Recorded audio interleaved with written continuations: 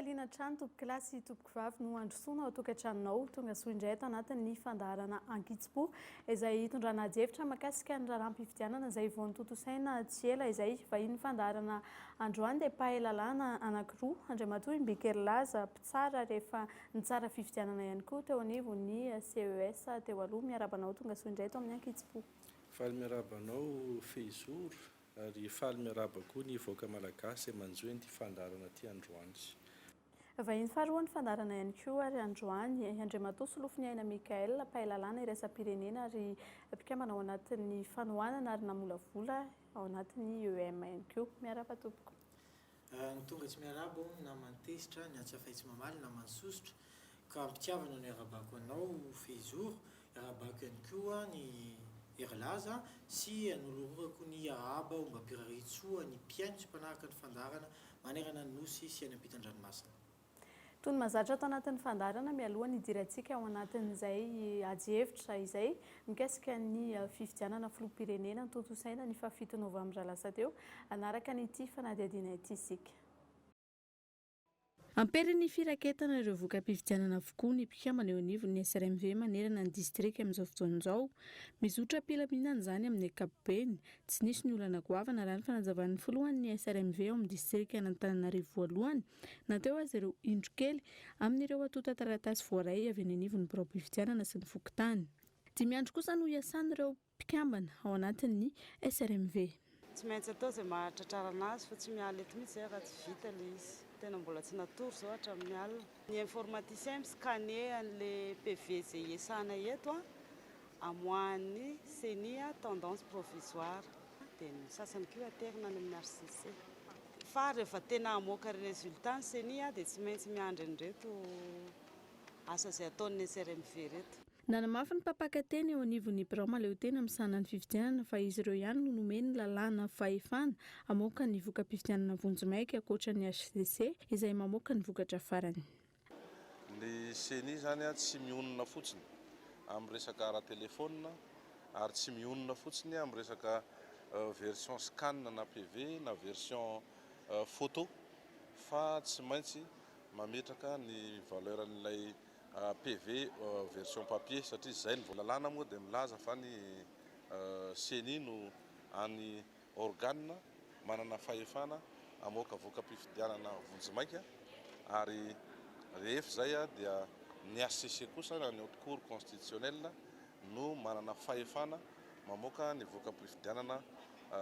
tena izy ka izay zany mba hanatsona ny ataoko hoe ny candidat hanatsona ny pretendrazana rehetra mba hotony ao anatin'ny fiandrasantsika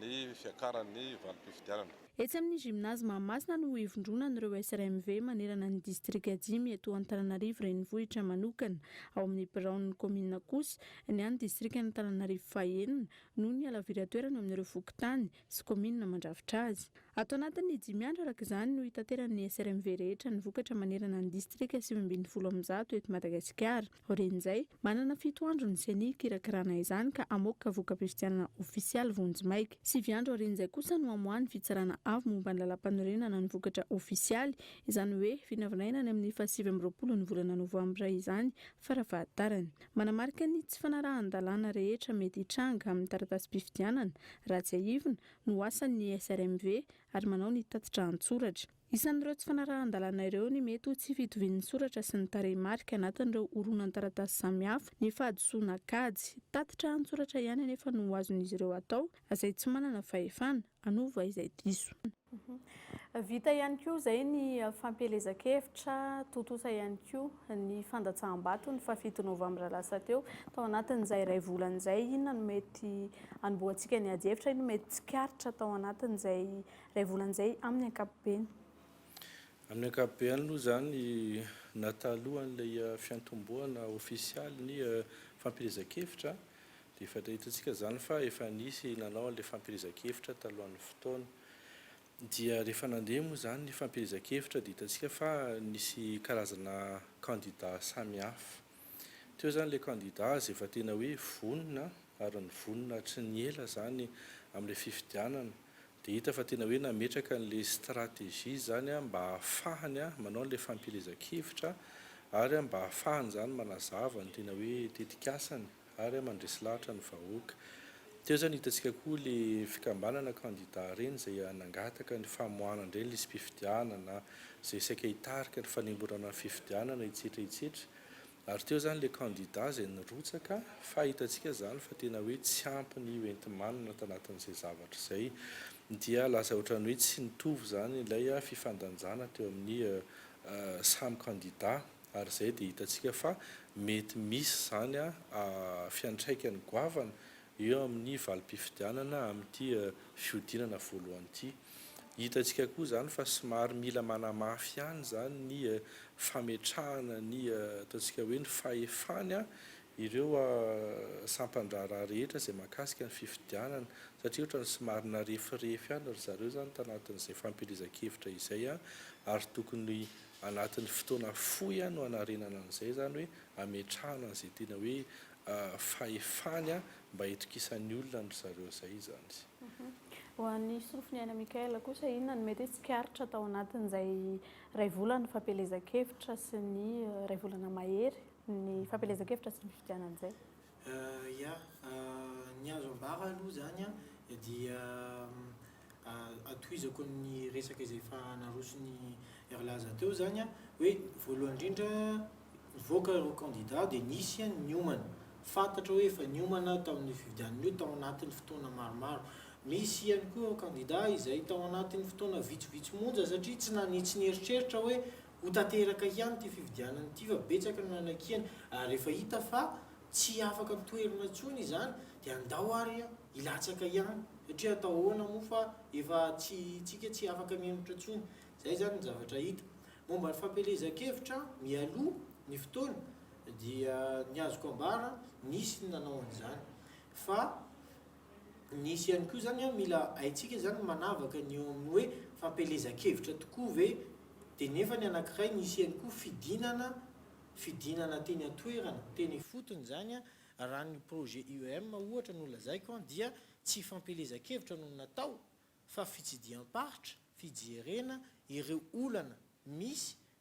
isaky ny toerana iray ary izany no nangonina na nitadiavana ny kaondo niaraka tamin'ireo manam-pahaizana maro dia rehefa hita ny vahaolana amin'izany dia nentina teo amin'ny vahoaka tao anatin'ny fotoana fampelezan-kevitra hoe ireto ny vahaolana eritreretinay ava ny olana tato amin'ity toerana ity. Zay zany no mila haikely no manavaka an'izay. Avy eo moa ny fifidianana tamin'ity indray mitoraka ity zany dia azo lazaina hoe betsaka ny ezaka efa natao na tsara bebe kokoa. Eo moa Erlaza mety afaka mbola manazava ihany koa sy sika rehetreto hoe nanahoana izany fifidianana zany taloha ary nanahoana izy ankehitriny izay misy ny lesoka tena fantatra hoe misy ny lesoka eo afaka ifampiresantsika ihany koa, fa nefa kosa azo arabaina ihany ireo mpitantana sy mpikarakara an'izany sy ny vahoaka malagasy satria hita fa tao anatin'ny fitoniana tanteraka ny fizotran'izany fifidianana izany. Qu'est-ce qu'an'izay daty ny 7 novambra izay indrindra, inona no azo ambara nanahoana ny fahitanareo ny zotra-pifidianana tamin'ny 7 novambra lasa teo? Raha antsika mahafantatra moa fa fifidianana mialohan'ny fotoana zany izy ity araka ilay didy fanapahana tamin'ny HCC tamin'ny 15 ny volana May. Arak'izay zany dia amin'ny ankapobeny aloha raha ny fandiniana azy dia tony na ny vahoaka malagasy na ny kandida na ny mpomban'ireo kandida ary tamin'ny teto amin'ny firenena iray manontolo moa zany dia natsikaritra an'izay fitoniana izay. Fa kosa zany mety misy ihany zany zavatra mety hoe tsy tomombana maromaro tanatin'izay ohatra le hoe mety nisy birao-pifidianana tampoka teo zany tsy nahitana ny ataontsika hoe ny inona moa zany sy ny bulletin unique, mety nisy koa zany ny ataontsika hoe nisy olona membre na bureau de vote tampotampoka teo vao nitendrena, fa ireny zany ataontsika hoe amin'ny teny baiko hoe acte isolé ihany, fa mety tsy misy zany fiantraikan'ny goavana amin'ny fandehanana ankapobeny fifidianana. Fa hatreto aloha ny fahitako azy ary hitantsika koa androany fa nanao fanambarana isan-karazany koa ireo mpanara-maso dia nizotra araka ny tokony ho izy ny andron'ny fifidianana tamin'ny 7 ny volana Novambra. Ankoatr'izay efa voalazana Andry Matoa laza izay ihany koa inona no tsikaritra nandritra n'ilay daty ny latsabato mihitsy. Ny azoko abara manokana angamba dia nizotra tao am-pilaminana ary izany anie dia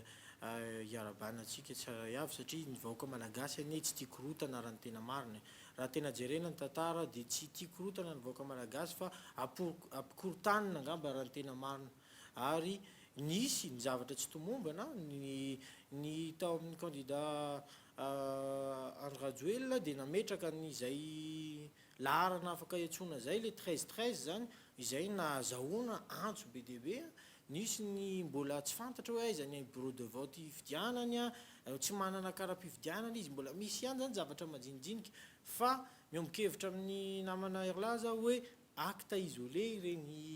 ireny zavatra niseho reny satria raha jerena zany eo amin'ny sehatra national dia hita fa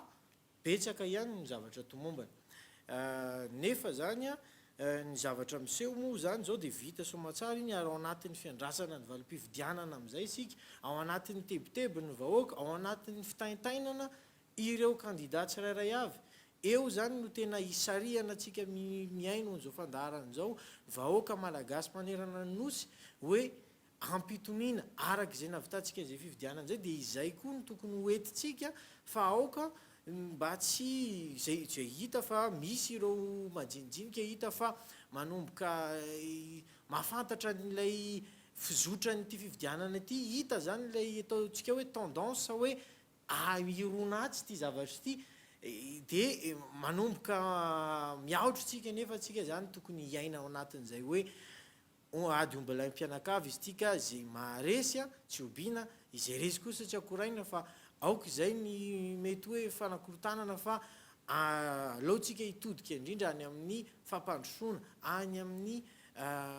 fanatanterahana ny programman'asa tanteraka izay ny tokony masoa ny vahoaka malagasy. Efa miresaka an'izay tendance izay ihany ianao efa misy ny vokatra mbola tsy ofisialy moa izay efa mivoaka amin'izao fotoana izao ahoana ny fahitana an'ireny amin'ny ankapobeny ihany koa sy ny hoe hatreto aloha dia ohatran'ny somary hoe mirona samy manana ny avoakany na ny avy amin'ny fahita lavitra atsy na ny aty samy miteny hoe mitarika ny anay ahoana ny mety hoe fomba fijerinao manokana n'ireny. Marina dia marina ny voalazanao fezoura betsaka amin'izao fotoana izao no mamoaka tarehimarika ary izany moa zany dia mbola afaka ao amarin'ny namana Erlaza rehefa avy eo hoe ohatrohatry ny ahoana ny lalàna mifehy izany famoahana zany valim-pifidianana vonjimaika izany fa ny tiako lazaina dia tsy mitovy aloha ny bureau de vote izy efa voarainy tsirairay avy ary ny candidat moa dia mahafantatra hoe eto no mety mampetipety ahy kokoa dia ireto ny tarehimarika ao raisiko tsy hoe diso ny tarehimarika ny sasany fa hita hoe mitanila any aminy no raisiny. Ny tenako manokana raha araka ny vaovao farany zay hitantsika moa zany reny vaovao avoaka ny seni reny ary hita hoe mbola miadana ny valim-pifidianana raha oharina bureau de vote manerana ny nosy zany dia tena mbola tsy afaka ilazana hoe hatraizany tendance. Ny any amin'ny candidat mitondra laharana fahatelo ambin'ny folo zany Andry Rajoelina dia tsy mamoaka tarehimarika izy ireo raha tsy efa voamarina izany amin'ny alalan'ny PV ary efa azo lazaina fa mihoatra ny 50 isan-jato ny voka-pifidianana no efa voaraina izy ireo. Misy ny laharana vonjimaika zany valim-pifidianana vonjimaika izay hita fa mihoatra ihany koa ny atsasany mihoatra ny 50 isan-jato ny voka-pifidianana valim-pifidianana hoentin'ny Andriamatoa Andry Rajoelina nefa izany dia tsy mbola ahafahana milaza zavatra maro fa ampitoniana hoy aho satria miandry satria ny seni ihany sy ihany koa ny HCC no tokony amoaka izany valim-pifidianana vonjimaika izany izay hita moa fa ny candidat sasany dia tsy miaotra mihitsy ary tsy matahotra fa dia mamoaka an'izany valim-pifidianana izany dia apetraka eo amin'ny fahendren'ny ireo mpitondra apetraka amin'ny fahendren'ny mpikarakaranyzany ny fepetra fandraisana ny fepetra sy izay rehetra tokony horaisina fa averiko ihany hoe ao anatin'ny fitoniana tanteraka isika ary tsy tokony atahotratsika tsy tokony iahotra am'izany fa afaka andro vitsivitsy dia mivoaka ny marina tsy maintsy mivoaka ihany tsy mba maty ny fahamarinana ary ho hitatsika eo hoe aiza izay valim-pividianana zay mikasika an'izay fiovaovan'ny vokatra aparitaka sy ny fitarazoan'ny seny izay ihany koa inanao zambara tiako moa manamarika zany fa ny article 60 ny loi 2018-008 amin'ny cadre général ny élection sy ny référendum no mamaritra fa ny seny ihany ny mamoaka ny résultat provisoire ary ny HCC no mamoaka ny résultat définitif na ny premier tour na ny deuxième tour raha misy zany zay zavatra zay dikan'izay zany raha araky ny lalàna dia manana valeur authentique zany ny zavatra ambaran'ny seny raha amin'izao fotoana izao ny akoatran'izay zany dia tsy manana an'izay hoe authenticité izay fa heverina fotsiny fa ho toy ny renseignement ho an'ny candidat sy ny mpanohana azy azadino tsindriko izay zavatra izay fa nisy an'ilay hoe noelim-pandresena tamin'ny 21 décembre 2002 izay nitarika an'ireny crise goavana be teto amin'ny tany sy ny firenena reny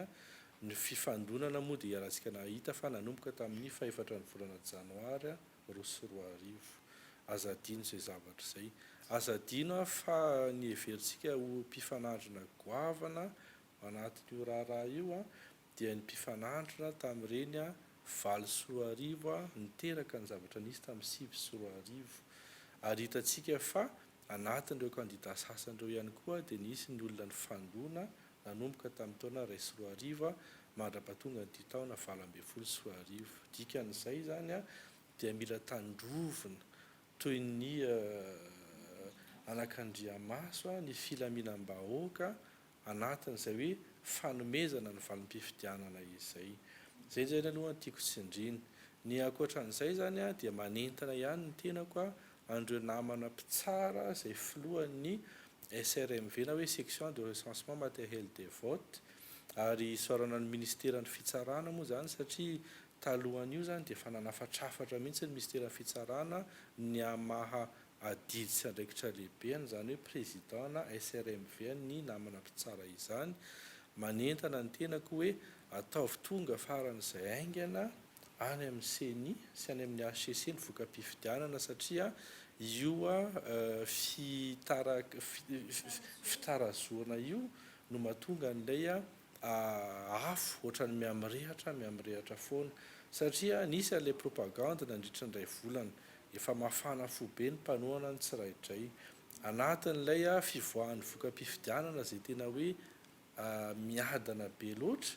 dia voamaika mitady redareda zany zay afo zay ka mety miteraka zavatra tena ratsy ho an'ny firenena ka manentana ny zareo ny tenako ary manentana koa ny CENI zany mba hitady fomba aingana mba hafana zany mamoaka an'ilay résultat provisoire satria tena sarotra zany ny fahitako an'ity raha ty raha amin'izao fotoana izao aloha ho fanampiko an'izay efa voalaza to zay moa zany dia araky ny voalazanao hoe ao amin'ny roa mpifanandrindreo misy mba tsy ilazaiko hoe matianina fa efa niaina fividianana maromaro ka mahafantatra tanteraka izany fomba fitondrana anatin'ny fividianana izany tantara mipetraka ao an'ny firenena ary iaina ny vahoaka malagasy mbola anatin'ny zavatra tsy adino mipetraka ao anatin'izany firenena izany ireny olana sy lalana ny diavin'ny vahoaka malagasy tamin'ireny taona ray sy roa arivo sy roa sy roa arivo ireny ary izany dia tsy tokony hiverina itsony eto amin'ny tantaran'ny firenena malagasy satria nafoizana aina maro ary hita fa namela takaitra eto amin'ny firenena ny zavatra tsikaritra nefa dia ohatra ny mbola tsy nandray lesona tamin'izany ny candidat sasatsasany satria hita fa mbola tady irona amin'ny zavatra efa niseho tao amin'ny tantara taloha zany ny mbola tiany sasatsasany ho tanterana zay hita moa fa tsy mijery ny tombontsoan'ny vahoaka zany fa ny tombontsoa manokana angamba raha ny azoko ilazaina anazy ka eo zany no hitaritana ny sainy vahoaka hoe isika zay efa nafantatra ny ainany zany na ihany koa ireo tanora izay mbola kely tamin'izany fotoana zany a nefa mahafantatra ny tantara-pirenena dia izay ny tsy tokony ho averina intsony izay fitaritana ny vahoaka hoe araky ny voalazanao teo laza hoe nisy ny noely mpandresena zay nokarakaraina nefa hita hoe raha ny valim-pividianana nolazaina tamin'izany dia tokony isy ny deuxième tour nefa dia nisy ihany ny finiavana tsy nanao an'izany a ary nanao karazana autoproclamation moa zany dia izay no tiako tsindrina hoe aoka isika re mba tsy ho tratrany izay intsony fa manana tompon'andraikitra tsika amin'io a ary fantatra fa miadana dia miadana ny valim-pividianana zay hoentin' zareo nefa dia efa manao zay tratrany heriny ihany koa izy ireo mba azahoana izany valim-pividianana aingana izany ka aleo isika miandry ary mba ho tsy atao a zay rehetra fiantsiana na ihany koa fitaomana ny mpanohana ny sasany a hitaritarika fionana satria fantatra fa ny malagasy ihany koa dia olony fo ary tsy mora ny fiatrena zany fividianana zany fa kanefa ninona valim-pividianana zay tokony ho voaray eo zany a dia tokony ho ekeny tsirairay avy avokoa izany nylazitsika teo hoe tsy azo atao ny senia sy ny HCCN tokony ilaza ny valim-pividianana na vonjimaiky izany a na ao amin'ny fomba ofisialy nefa ihany koa zany a ny candidat tsirairay avy zay manana délégué isaky ny bureau de vote reny a dia afaka manome ireny valim-pividianana reny ho hitany vahoaka zay hitantsika moa amin'ireny aina amanjery reny tamin'ny aliny iny ihany a dia efa betsaka ireo valim-pividianana ny vahoaka raha mampatsiahy fotsiny aho satria tsika moa eto zany mandinika sy mandalina hoe inona ny voka-pividianana fa voaray zany dia raha tsy ilaza fantatritsika tsirairay avy a fa raha ny eto amin'ny faritra Antananarivo ohatra dia hita fa tena miady ary candidat anankiroa no tena nisongadina tao anatin'izany valim-pividianana izany nefa dia afaka manambara zany tenako fa rehefa tena jereny ireo dia mbola mandresy ny candidat mitondra ny laharana 720 fa hita fa ny elan'elanisa dia tena kely dia kely zany hoe tena hita zany hoe eto voatany a dia tena miady ireo candidat roa reo nefa hita ihany hoe misy ihany ny fandreseny raha jerena kosa nefa ny ao amin'ny faritra zany a manodidina faritra 5 dia hita fa tena misy tsy fitovizana ary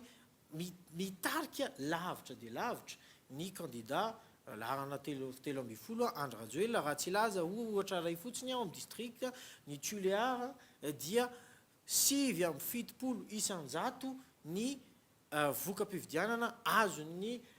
laharana 720 raha hoarina ny amin'ny candidat sasany izany hoe nahazo voix 22 375 voix izy ary ny candidat sasany no nahazo ny fabizara ireo ataontsika hoe 120 isan-jato zany dia manambara fa misy écart be entre ireo candidat ireo ary izany moa dia mbola ho hitatsika miandalana amin'ny tendance zay hoentin'ny senia ao amin'ny voka-pividianana an'izay ihany koa mahakasika an'ilay noresahany Bikera laza teo hoe renseignement ireny aloha hatreto fa tsy mbola manana n'ilay valeur authentique dia amin'izao fotoana izao hoe ny anivon'ny tambazotra-tserasera sy ny fiarahamonina samihafa eny dia efa ho anatin'izay hafanampo araka ny teneninao zay a misy fifandranitana raha izay no azo ilazana azy hoe raha rakoto ny lany dia izao dia raha ihanina ny lany dia manantena an'izao izay inona ny tokony ho fitandremana hisorohana ny fioara-pefy amin'ny trangan-javatra ohatr'izao voalohany aloha fahitako azy a anjarany manam-pahefana mahefa no mandray andraikitra sy miantso amin'ny izay fitoniana izay ary manao ny asany anatin'ny tsy fitongilanana sy tsy fitanilana satria mety izay koa mety mahatonga ny sasany mantsy mety mieritreritra fa misy fepetra tokony ho raisina ihany manarakaraka an'izay dia ny candidat sy nireo mpanaraka azy zany tokony miantso koa amin'izay hoe fifanomezana tanana amin'ny samy malagasy zay satria tokony anatin'ny fitoniana araka ny lazay ny mpahalalana Mikael teo hoe tokony anatin'ny fitoniana tanteraka foana zany sy fifanajana ny andrasana ny voka-pifidianana anatin'izay. Aza adiny fa ny CNI ka mamoaka n'le voka-pifidianana ataontsika hoe provisoire fa ny HCC zany mpitsara zay zany ny asany mpitsara ny fifidianana dia mety mbola misy vato lazainy fa tsy maty ohatra eo, mety misy vato izay lazainy fa maty satria tsy ara-dalàna, mety mbola maromaro ny ataontsika hoe voka-pifidianana anatin'ny birao-pifidianana mety ho tsy ho ekeny, mbola tsy fantatritsika zany zay zavatra ho ataony HCC amin'ny mampitsara zay ary ajaina tanteraka zany ny indépendance ny HCC anatin'izay zavatra zay. Ka zay no mahatonga ana amin'ny teny hoe andrasana am-pitoniana ilay izy ary itsika rehetra responsable n'izay daholo, indrindra fianareo namana ato amin'ny haino aman-jery satria za mihaino an'ireny haino aman-jery maro isan-karazany ireny dia tsy mitanila ny tenako na hoe makary na makaty fa mahita kosa fa misy miopefy mandrangitra na amin'ny fifandonana amin'ny samy pomba na fifandonana amin'ny ara-poko mihitsy aza zay zavatra izay ka ianareo koa zany manana andraikitra lehibe amin'ny fitakianan'ilay fitoniana zany eto Madagasikara. Ny azoko lazaina momba an'izay dia tsika malagasy dia manana zay fahendren'ny taolo zay dia misy ohatra zao ampitenenana filaza tsika hoe zay tsy mahandry ela fa masikiny tsy mahadigny raha ela dia tsika vaoka malagasy zany ohatran'izay hoe tsy mahandry tsika fa raha nytiatsika ara dia tokony mamaly io dia fa nivaly dia mba fa nivadika ny pejy dia mba any amin'ny zavatra tsara tsy fenao faliana no entintsika anazy. Nefa araky ny filazan'ny taolo ihany koa dia hoe tsy fanao ny mandihy tsy afa-tavony na ihany koa ny misioka raha ohatra ka tsy tafavoky ny ala. Izany rehetrarehetra zany zany dia manambara hoe raha tsy tena azotsika io valim-pifidianana io. Ny mpianatra fotsiny ary nataontsika hoe manala fanadinana baka fotsiny ary izy dia efa ao anatin'ny fitaintainana izy fa raha tsy mivaly iny tsy andeha hanao fetifety mihitsy hoe za ranga dia matoko tena fa na dia hoe voalohany ao am-pianarana ary izy dia tsy fanao zany manao fety mialohan'ny fahazahoana ny valim-pifidianana valin'ny fanadinana zany. Dia raha baccalauréat ny ohatran'izay indrindra ny fiainam-pirenena ao anatin'ny 5 taona ho avy no jerena eo, izany hoe tsy candidat ihany tsony no jerena zany fa ny fiainam-pirenena iray manontolo ny vahoaka malagasy 520 tapitrisa no ho avin'ireo rehetrarehetra ireo na ny any ampitan-dranomasina na ny eto no arahantsika. Dia hita fa miombona tena hoe marina tokoa raha tsy mahandry tantana isika nefa tsy tokony hoentintsika ao anaty korotana zany. Raha mikorotantsika dia vao may tsy zavatra mandeha amloana ary tsy tokony mbola hanao koa tsika hoe io ane reo candidat reo 430 izy ireo raha samy maneho ny hafaliana ireo dia tsy omby ny eto Antananarivo na any amin'ny faritra ary fa afaka manao zareo na any amin'ny Coliseum Mahamasina zareo toerana rehetrarehetra ireo. Nefa ny tiako lazaina dia hoe alao alohantsika mahandry kely fa misy an'le ompitenena koa hoe miaritra kely dia lahy kely. Raha mahandry kely koa zany tsika dia azo voka-pifidianana afinaritra tsika ary avelantsika ho karakarainy zareo ireo manana ny antompona nandraikitra an'izay tsirairay avy fa ndao aloha tohizana ny asa mandraharaha satria ny fiainana andavanandro mitohy ihany fa tsy afaka iandry eto tsika mandritry ny 10 andro na 20 andro hoe iza no candidat hitondra tsika fa mitohy ihany ny asa mandraharahantsika dia sady miaino vaovao tsika no manaraka soamantsara ny toedraraha ary mananteny tsika fa matoa zay rehetrarehetra zay efa vita hatramin'izay, ny fifidianana efa vita dia izay kely zay fotsiny no andrasantsika dia tena hoe miaina tanteraka isika ka ao anatin'ny fitoniana tanteraka na ireo candidat izay ho filoham-pirenena zany dia tokony hanana n'izay fitondran-tena sy fahendrena tanteraka izay hiantso fitoniana tanteraka ary satria ireo koa ny fitaratra sy modely ny vahoaka manaraka azy sy ny vahoaka malagasy manerana ny nosy dia tokony haneo an'izay fahendrena izay tsika. everiko hoe tsara ihany koa raha resantsika eto amin'izao fotoan'izao atao anatin'ny fandarana ankitsipo amin'ny maha-ankitsipo azy ny resaka voizina ny anivon'ny fiarahamonina sy amin'ny tambazotra samihafa ataon'ireo mpanao politika na ny an-danina ny ankilany satria raha izay raha ilay ataontsika hoe tendance aloha mivoaka hatreto dia ny candidat larana fa 17 sy ny 520 no isan'ny hoe lola arina sy ny songadina araka ny resantsika teo raha tsy nay ny lany dia isy korotana eo na nisy alabato tao na ny ankilany na ny an-daniny samy manao an'izay inona no mety mahatonga an'izay na ahoana ihany koa no tokony fepetra ho raisina ao anatran'izay. Tsy raisika ihany ngamba izy amin'ny candidat anankiroa izay heverintsika hoe misy tendance fa raisiko amin'izy rehetra satria hatreto aloha izany mbola tsy nisy voka-pifidianana hoe nilaza hoe aiza ny tena tendance amin'ilay izy. Io zany le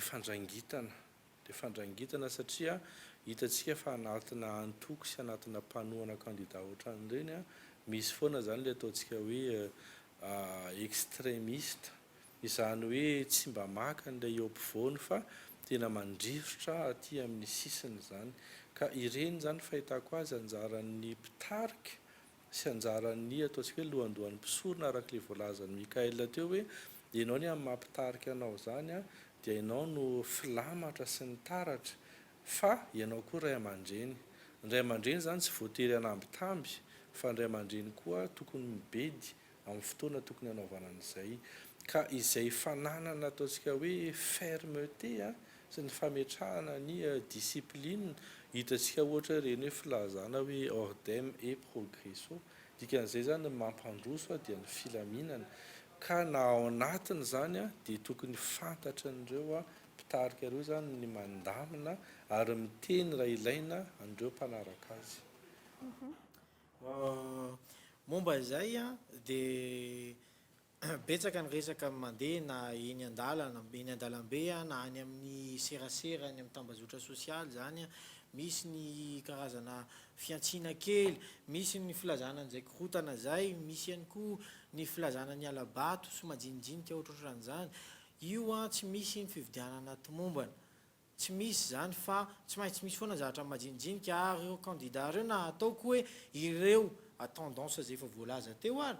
dia mbola mahita ihany fa tsy hoe metimety ny satria izany tendance dia tsy mahita tsony fa betsaka ny zavatra mety mbola afaka olazaina nefa ihany koa ao anatin'izay tsy fahatomombanana zay dia betsaka koa ny zavatra tomombana fa itsika moa zany dia mora mitsika no mahita n'le lesoka kely be dia be ny zavatra tsara na ao amin'ny ataontsika hoe mandray ohatra ray ao anatin'ny fiainam-pianakaviana raha ny mpivady anankiray dia ao anatin'ny taona maro mandeha foana fa raha misy zavatra anankiray tsy mety dia lasa ohatrany hoe iny no mivoaka ho lehibe zany fa tokony hijery any amin'ny zavatra mety sy mahasoko kokoa isika dia ny atsarainy reny amin'ny any aoriana dia ny fanontaniana mipetraka ange dia izao hoe tsy dia le hoe iza ny tendance angambany tsy efa voavaly zany fanontaniana zany any amin'ny tsiraray avy fa ny tena mampafanafana ny toedra rasy ny mpiaino rehetrarehetra dia hoe le resaka hoe premier tour ve ty zavatra ty dia vita sa isy ny deuxième tour dia izay zavatra zay ho fatatsika tsy hoely zany valim-pividianana zany ary tsy tokony ampitantainantsika izany eo koa ny fitenenantsika hoe raha sery vitany any malao ve dia amin'ntsika vatotra koa ny tiako tenenina amin'izay indray zany dia hoe raha zavatra vitantsika ao anatin'ny premier tour dia inona no mbola amoronana anaovana indray fiantsiana hoe alao asiana forcenina zany hoe asiana deuxième tour ny feon'ny vahoaka dia fantatra henotsika izany izaho tsy araky nolazaina teo dia ny CENI sy ny HCCN no milaza fa raha mijery tsika eny atoerana dia tsy takona fenina angamba ohatran'ny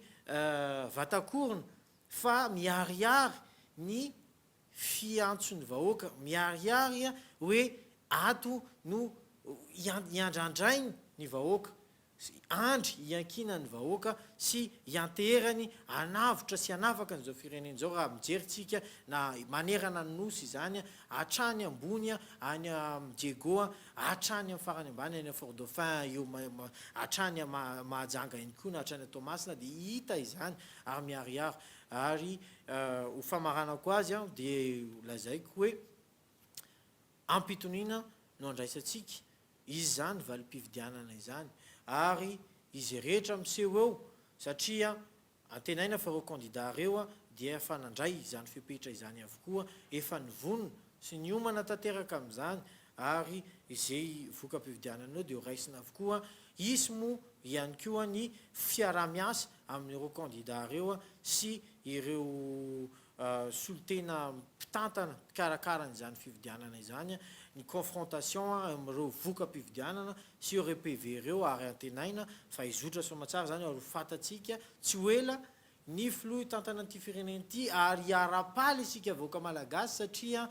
firenena ary filoham-pirenena filohan'ny vahoaka malagasy no filoha hitondreo fa tsy filohan'ny antoky iray.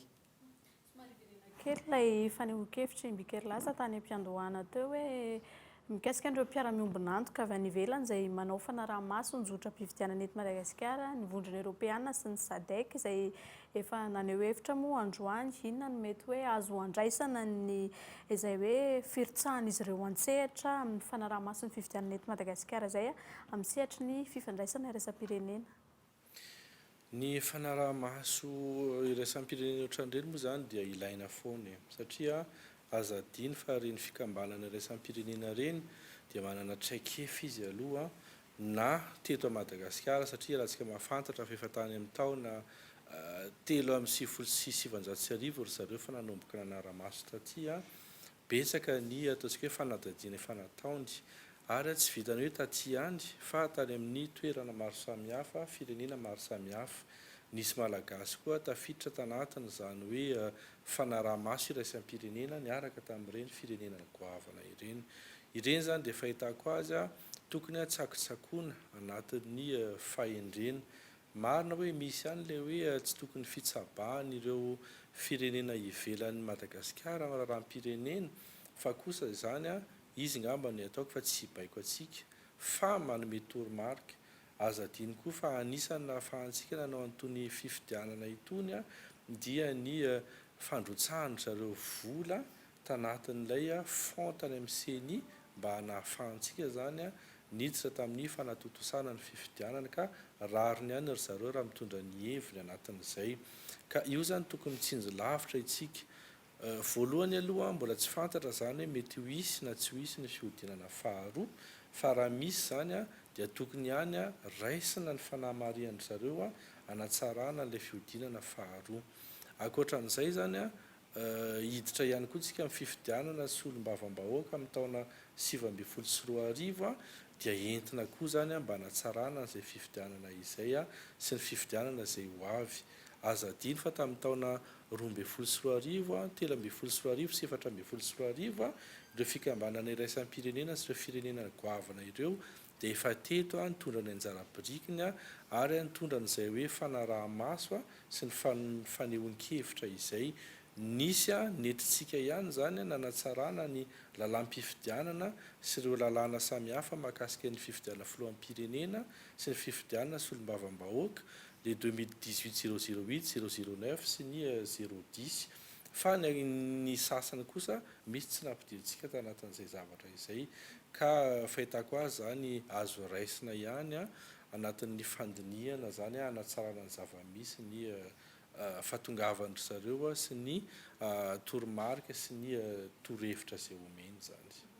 Tizako aminao ihany efa ny tsara fifidianana ianao teo aloha tao anatin'ny CES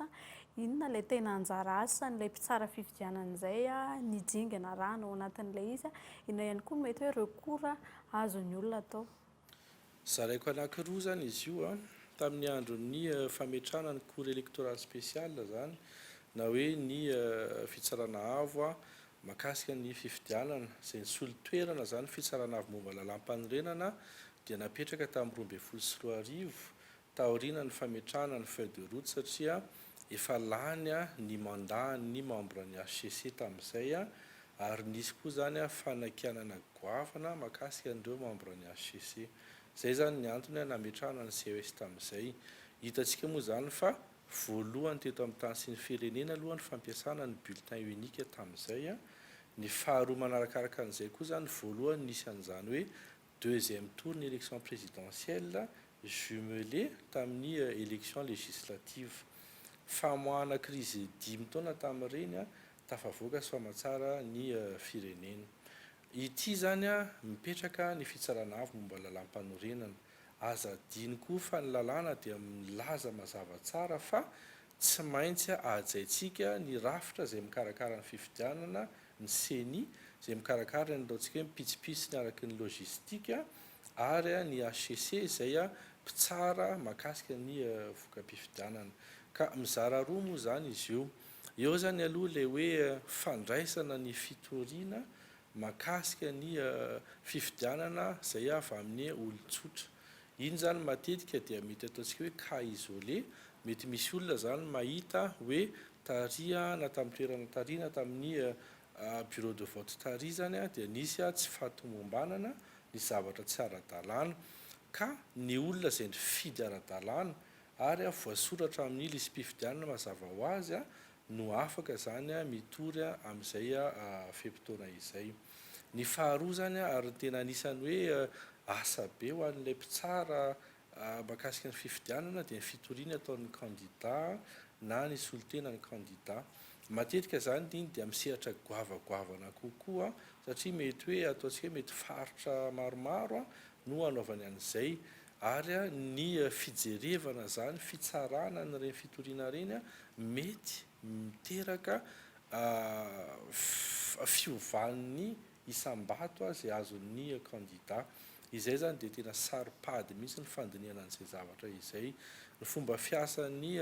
HCC moa zany dia mitovitovy amin'ny an'ny CES ihany a ary raha tsika mahafantatra fa ilay lalàna tamin'ny ray sy roa arivo ihany no mamarotra ny fomba fiasan'ny zareo ankoatra nyreto lalàna vaovao tamin'ny valo ambin'ny folo sy roa arivo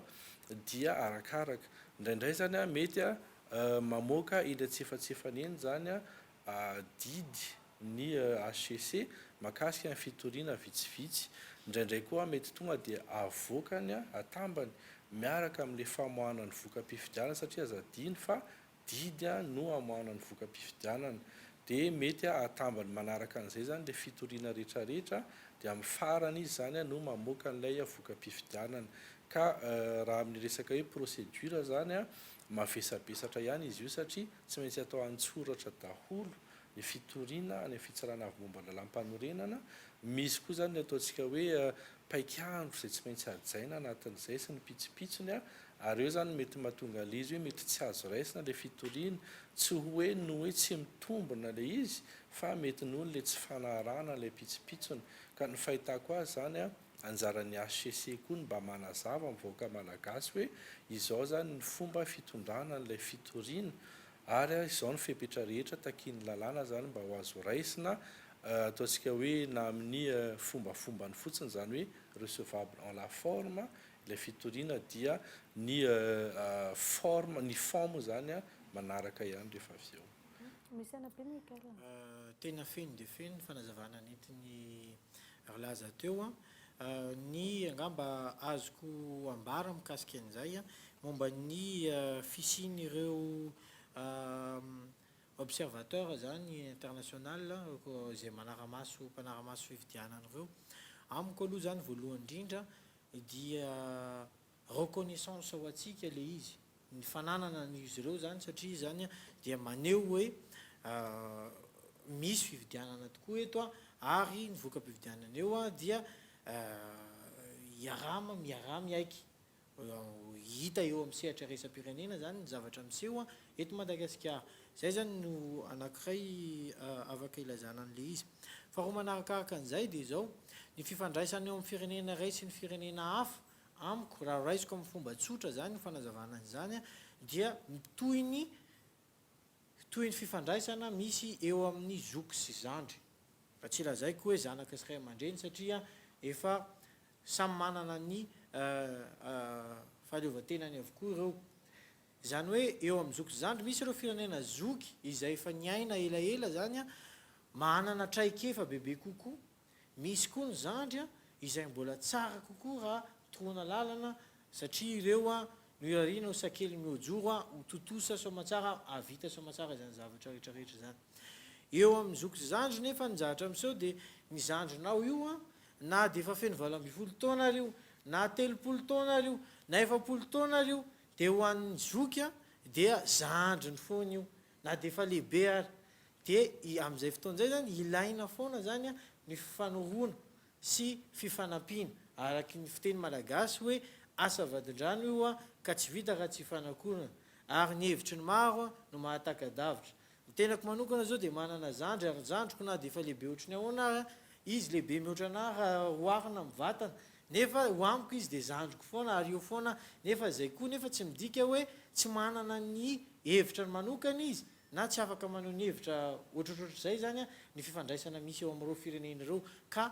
tsara ny fifandraisana eo amin'ny firenena ary ny torohevitra izay arosony izy ireo mandrakariva dia tsara ho fanatsarana bebe kokoa ny fividianana zay hoentina eto ary izany dia miseho eto Madagasikara androany fa raha ny firenena eo akaikitsika tsy laza fa tsy Maurice a Mozambique na zareo manodidina ireo ka ho avy ny fotoana hikarakarana zareo fividianana koa dia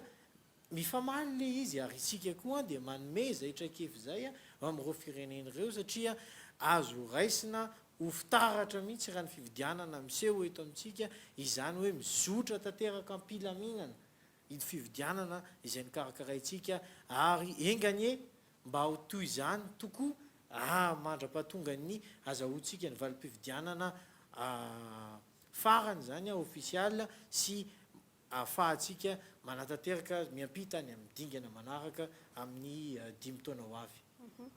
Mara-parana antsika ny fandaharana satria efa manakaiky any koa ny ora raha hiverenana ny tantara anisan'ny resaka HCC tsika teo anisan'ny hoe tsy natokisana ny HCC ka niteraka ihany koa nyreny hoe fidinana ifotony teny kianjan'ny 13 Mey reny tamin'ity taona ity ankoatran'ny hoe kolikoly teny anivon'ny antenimieram-pirenena isan'izay hoe fototra tsy fatokisana sahady ny HCC tany am-piandohan'ny taona amoaka ny valim-pifidianana amin'ity taona ity amin'izao vola fifidianana tanterahana 7 Novambra teo manahoana ny fipetraka izay amin'izao fotoan'izao sa hoe mety efa azo atokisana indray ve le HCC amin'izao? Zaraiky roa ngamba nilay anjara ndraikitry ny HCC hitantsika zany fa nanomboka tamin'ny taona 2014 no nanomboka notendrena zany mpikambana ny HCC vaovao ary ny farany moa zany dia tamin'ny taona 17 hitantsika koa zany fa ny lalam-panorenana sy ny lalàna mahakasika ny HCC dia milaza fa voalohany aloha dia juge constitutionnel ry zareo zany hoe mpitsara mahakasika ny raharaha ny lalam-panorenana. Ny faharoa zany dia mpitsara izy mahakasika ny raharaham-pifidianana marina tokoa fa be zany ny fanakianana zay nakasika ny zareo tamin'ny fomba ny tsarany zany ireo raharaha mahakasika ny lalam-panorenana fahitako azy aloha ary hitako tamin'ireny volana jolay ireny sy ny volana aogositra fanambarana maromaro nataon'ny andriamatoa filohan'ny HCC nanazava zany ny ataontsika hoe ny fomba fiasa ny fiainany zareo an'ireny raharaham-pirenena ireny ary indrindra ny antony namoandry zareo an'ireny didy fanapahana sy ny hevitra etsetra ireny tanatin'ny 4 taona mino ny tenako zany ary mieritreritra fa efa nakalesina ihany ry zareo tamin'ny zavatra nitranga nanomboka tamin'ny 20 ny volana aprily 2014 aza adiny fa saika lasa zavatra hafa ny zavatra nitranga tamin'ireny ary isaorako ny vahoaka malagasy fa mba tsy nibolisatra tanatin'ny hoe ady mavaivay teto amin'ny tany sy ny firenena fa nikatsaka kosa fomba araky ny lalam-panorenana nanaovana an'ilay fitakiana ary hitantsika koa fa araky ny lalam-panorenana sy araky ny didiny fitsarana avy momba lalam-panorenana no nanomboka nitondrana ny tany sy ny firenena sy ny fifidianana nanomboka tamin'ireny raharaha ireny ka manentana eto zany tenako ny namana sy ny ray aman-dreny ao amin'ny HCC satria maha hoe juge électoraux andry zareo zany zao no asa sahanina manentana satria adidy goavana mavesatra eto amin'ny tany sy ny firenena no iantsoroany amin'izao mba hitady fomba zany faran'izay hoe mahitsy ary faran'izay tsy mitanila mba ahafahana zany mitsara sy mamoaka ny voka-pifidianana. Zay angamba ny azoko lazaina. Raha momba ny HCC sy ny resaka fatokisana zany ny androm-panjakana sy ny rehetrarehetra dia angamba ny lazaiko amin'ny fomba tsotra sy fohy hoe ny HCC dia fitsarana avo momba ny lalam-panorenana. Io ny fitsarana tampony indrindra eto amin'ny firenena, ka raha tsy atoky ny HCC tsika dia iza indray ary natokisantsika. Zay zany ny zavatra miseho. Ny tiako lazaina amin'izay dia izao, ireo olo ireo matoa napetraka eo miezaka, ary io tsy misy ny tonga lafatra hoy aho araka ny lazaiko teo. Ny ray aman-dreny dia tsy hanolo batomafana ny zanany sy ny firenena, nefa ny ray aman-dreny dia tsy tonga lafatra. Ohatra zany ihany koa ny HCC fitsarana avo ireo, ary miezaka hatrany mitady izay fahendrena zany ho fampandrosoana sy ho an'ny vahoaka malagasy tsirairay avy. Ary araky ny voalaza ny laza fa teo dia ilaina zany ny fahatokisana an'ireo, ary izy ireo nisy ny toedrara sy ny seho tamin'ny volana vitsivitsy zay antenaina fa hitondra fahendrena bebe kokoa ho an'ireo fitsarana avy ireo, ary ny angatahana amintsika mpiaino tsirairay avy isika vahoaka malagasy dia ametraka hatrany izay fifampitokisana misy izay, satria aveko ihany ho iaho raha tsy atoky azy ireo tsika dia izy indray ary no atokisana. Ny valiteny avoaka ny kandida anankiray ve sa aiza indray ny ataontsika hoe fitsarana ao ambanin'ny HCC indray ve no atokisana, nefa izy ireo ny fitsarana avo indrindra zany ka ny valiteny, ny teny izay avoakan'izy ireo, ny lalàna izay avoakan'ireo mpitsara ireo dia ireo no tokony ho raisitsika vahoaka malagasy, ampahendrena, ampitoniana, ary isika malagasy dia firenena tandalàna, mpanara-dalàna, ka anaraka izany didy sy lalàna ho avoakan'ny HCC zany. Anampilan'izay fanambarana zay fotsiny ny zavatra ny ainana angamba atao amin'ny cour électoral spécial. Izay zany tamin'izay fotoana izay marina fa ny ankabeazany dia voatendry avy tany amin'ny antoko politika. Zay nanao soniny feuille de route, fa nisy kosa zany ohatranay ohatra nofidian'ny mpitsara rehetra eraky ny Madagasikara, ka le mangarahara sy ilay hoe ataoko amin'ny teny baiko moa izy hoe le sentiment que la justice a été bien rendue. Zay zany ny andrasan'ny vahoaka sy ny mpifanandrina, zany hoe nataonay zany tamin'izay dia isaky ny hariva dia manao conférence de presse foana manazava hoe zao ny fitoriana tonga ato, zao ny fandehan'ny fomba fiasa ato, misokatra ny varavarana, dia afaka ny olona rehetra nahita ny mangarahara. Ny manaraka an'izay dia lazaina mihitsy ny mpifanandrina hoe rehefa mandeha ny fitorianareo dia afaka ataonareo ataonay fitsarana ampahibe maso, zany hoe audience publique. Tonga eo le mpifanandrina mifampitory miaraka amin'ny mpisolo vavy dia misokatra ny varavarana, dia eo zany manazava izy rehetrarehetra hoe zao ny tena antony amin'ilay fitoriana, ary ampahibe maso izay zavatra rehetrarehetra izay. Dia ny famoahana didy koa zany tokony amin'ny mangarahara tanteraka, ary indrindraindrindra amin'ny fomba sy fanoratana izay hazon'ny vahoaka malagasy ny dikany. Ho fehitsika izay rehetra voalaza tato anatin'ny ora iray izay tato anatin'ny fandaharana ankitsipo, teny farany avy aminareo vahina saina ary mankasitraka sady ihany koa ny fivahiniananareo teto amin'ny fandaharana ankitsipo tamin'ity zoma ity atomboka ato amin'ny Mikael angamba. Eny ary ny fisaorana moa toy ny fahalavavany ka tsy mety lany amamina,